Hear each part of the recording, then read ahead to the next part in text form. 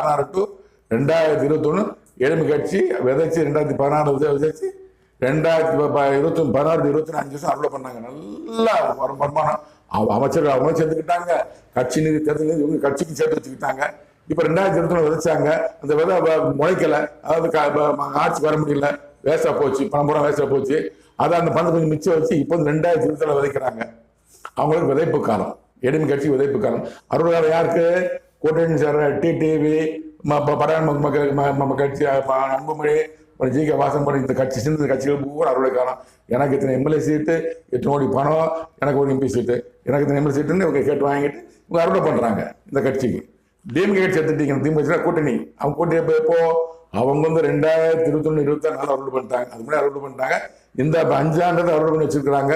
குடும்பத்துக்காக அமைச்சர் சேர்த்திருக்காங்க, தேர்தல் கட்சிகளுக்காக சேர்த்துருக்காங்க. இப்ப விதைக்கிறாங்க, டிஎம்கே கட்சி விதைக்கிறாங்க. அறுவடை பண்றது யாரு?